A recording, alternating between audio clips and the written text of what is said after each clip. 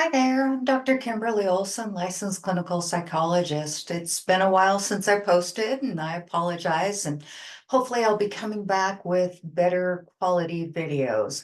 The message has always been good, but I'm certainly not uh, an expert in technology. So I'm hoping that you enjoy this video. We're going to be talking about The Substance. It's an amazing film, although I've heard a lot of controversy surrounding it and a lot of different interpretations of what it means. And I'm excited to share with you what I got out of this film. So if you haven't seen it yet, there are some spoilers here. So know that up front. So the film starts in Hollywood with Demi Moore, who's playing a lady named Elizabeth Sparkle. And she was once a movie star, and now she has a little exercise program, although I'll share with you that sort of reminded me of the exercise movies of the 80s. And she's coming out and she's being told that they're letting go of her. She's in her 50s. Her agent, who is played by Dennis Quaid, the character is completely slimy, looks at her and says, after 50, it's over. So she's losing everything, her career, her status, and basically being told that she doesn't have a function or purpose in the world anymore. And she is given an offer to have a younger, better version of herself, which initially she dismisses, as hokey and what is this even about? And there's all kinds of rules surrounding this. For example, when you get your younger, better version of yourself, you each get to stick around for 7 days. You've got to go sort of back and forth. Well, the younger version of herself emerges. She goes by the name of Sue, who is played by Margaret Wallier. And if I'm saying that wrong, I apologize. I had only seen her one time before, and that was Once Upon a Time in Hollywood. And she's a beautiful, beautiful girl. Now, the irony of this is you're given a picture of really a perfect woman. Now, whether you're in your 20s or in your 50s, this would still be considered sort of that perfect body, a perfect woman. And when they spoke with Margaret about this, she said that she had to wear all kinds of prosthetics for this role. So even that appearance isn't real, which sort of brings us back to a greater social issue, which is that we're in a position where we're frequently comparing ourselves to images that aren't even real, such as the case here. So conflict begins to arise because Sue wants to spend a little bit more time out in the world. And so she's using this stabilizer medication, which makes Demi's character age more, okay, takes away a little bit more of her life. And so we start to see this conflict between the two of them. Uh, with again Sue, the younger version, wanting much more of the spotlight, and Demi Moore's character feeling more and more like she doesn't count. And she wants to count. She wants to be relevant. She wants to have a life and recognizes that, she's worthy of a life. In fact, at one point in this film, she sees a character who goes through the same transformation, only he's now a little old man who talks about how they, being the younger version of yourself, take over and how scary that can be and how you just long to feel relevant again. So she calls somebody, an old high school friend that she meets at the beginning of the film, meets up with him again and gets dressed up to go out on a date. She's gorgeous, by the way, Demi Moore. And she's has this stunning red dress on, just looks beautiful. But everywhere she looks, she's seeing images of Sue, the younger, more attractive version. And so she goes back in, starts putting on more makeup, tries to maybe put on a little younger makeup and things like that because she doesn't really see herself She just sees this beautiful young woman that she can't compete with. And she starts to see herself in a distorted way. At what point she's looking into a brass doorknob and seeing herself from that very sort of distorted version. And so the clip that I want to share with you um, comes from sort of the end of this experience.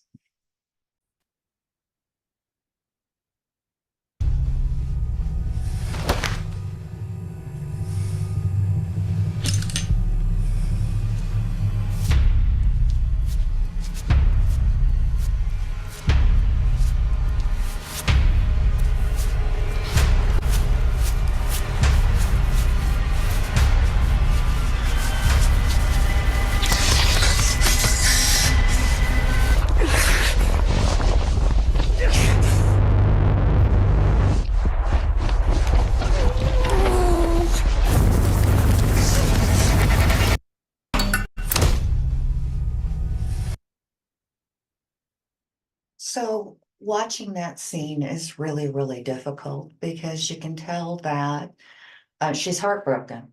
Um, because she doesn't see herself as being a person that is worthy of love. And that's what really I wanted to talk about with this film because again, it was sort of billed as a horror film, but so was Babadook, and that was much heavier and bigger than that.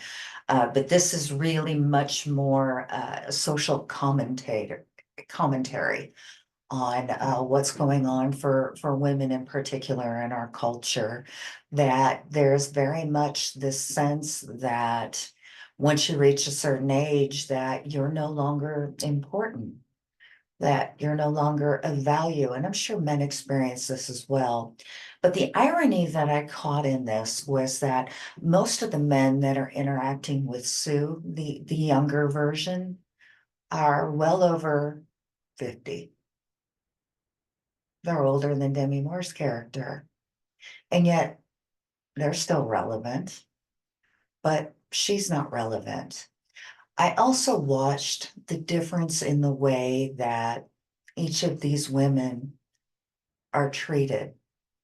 So there's a neighbor, and there's a lot of noise going on over in the apartment. And he comes to the door, pounding on the door, wanting to talk to Elizabeth, Demi Moore's character, and tell her what for because she's making all this noise.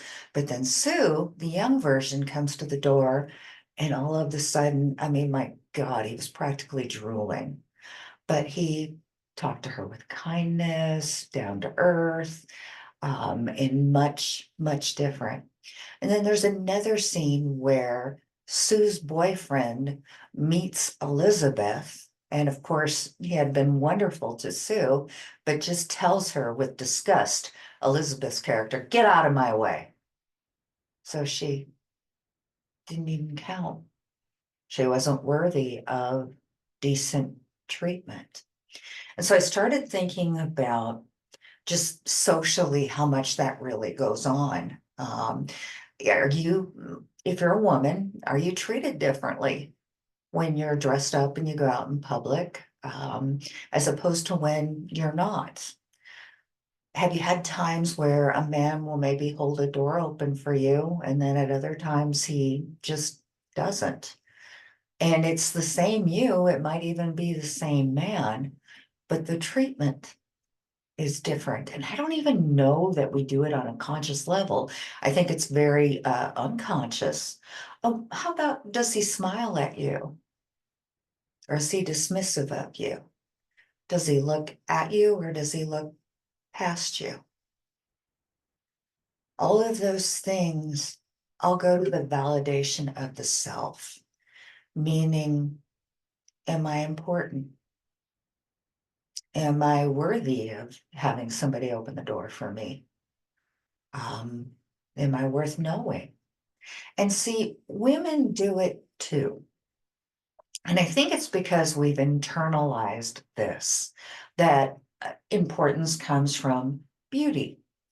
And one of the things I was thinking about is how much leveling that goes on between women. I meet with a group of women after my gardening days. Okay. On my gardening days, I don't wear any makeup and I look pretty rough.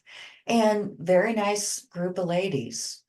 But I met with this same group of women for a different social occasion, an occasion where it was appropriate to wear makeup, be a little bit dressed up and things. And I got comments like, wow, you're beautiful with your makeup. And then a step further, have you had work done? And of course, my first thought was, how do you ask somebody that? Why is that your business? And then I had to think about leveling and what leveling is. So let's say, for example, I see a woman who has amazing breasts, and let's say I'm very self-conscious about my breasts. So instead of just celebrating that she looks beautiful, if I can ask if you've had some work done, then I'm leveling. So it isn't that you're in fact prettier than I am or better endowed than I am. It's that you've had work. At least I'm not phony. At least I'm not a fake. And how unfortunate it is that we do that leveling. And so there's been question and commentary about, how could Demi Moore's character, go through with this? What if it means that if I don't go through with it, I lose everything? Because that's what it meant to her. She lost her career. People didn't treat her with dignity or decently. And so when we have people who are going through a lot of transformations as they age, what they're fighting is not this vanity piece, but it's this longing and desire to remain valuable, to remain worthy, to remain somebody that's of substance and lovable. And we all like to step back and go, well, we really don't think that way. Society's not that way. Yeah, it is. Where is it not that way? You seen the parts that are offered to older actresses? Few and far between, unless you're Meryl Streep.